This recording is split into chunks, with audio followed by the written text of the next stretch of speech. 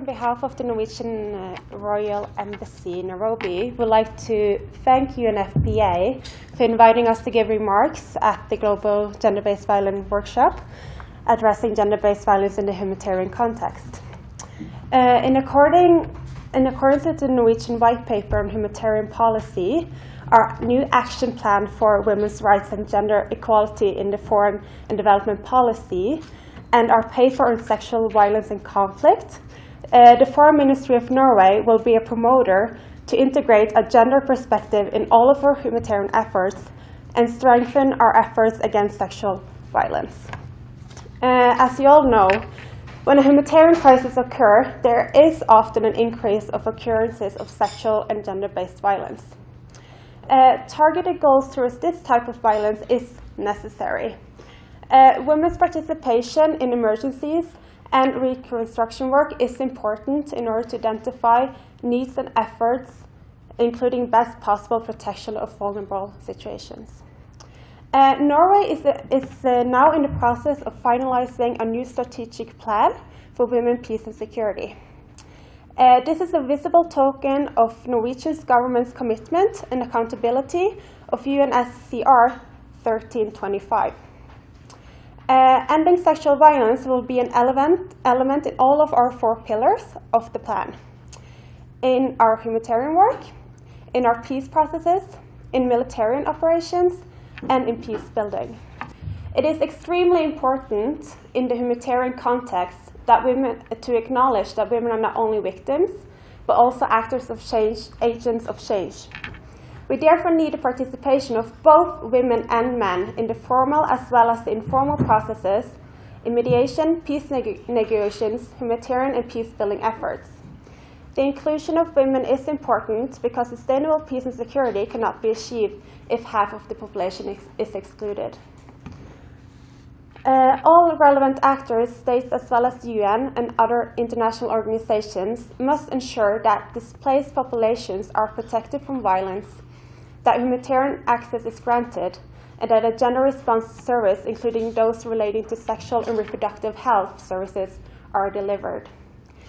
A particular concern relates to that women and girls who are forcibly displaced, as they are at particular risk of sexual and gender-based violence. We see that effective protection strategies must include the empowerment of women and girls, such as access to education, and specific efforts to increase the enrollment and retention of girls in school, access to registration and documentation, and livelihood opportunities. Thus, Norway is strengthening the efforts of integrating a gender perspective in all of our humanitarian efforts, and we are prioritizing measures against sexual violence, and we do this through promoting and strengthening norms against sexual violence and gender-based violence, and reproductive rights in, for example, humanitarian resolutions. We include a gender perspective as a mandatory point at meetings with all organizations that receive humanitarian funding.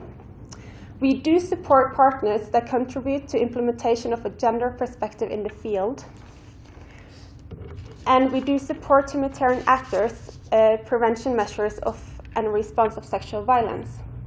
And as you know, we contribute in the efforts of making the UNFPA's minimum initial service package for reproductive health available in the humanitarian response.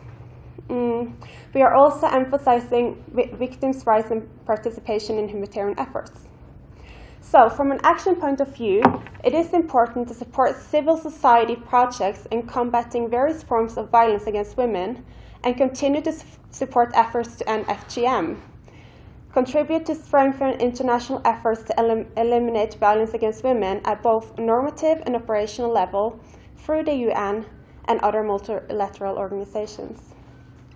For Norway, UNFPA is an important partner in the implementation of the government's Norway's action plan for combating female genital mutilation and its efforts to end sexual and gender-based violence. Norway takes a very positive view of UNFPA's assuming a more active role in the humanitarian work. We see that systematic use of population statistics and analysis is important to provide good basis for development strategies and plans.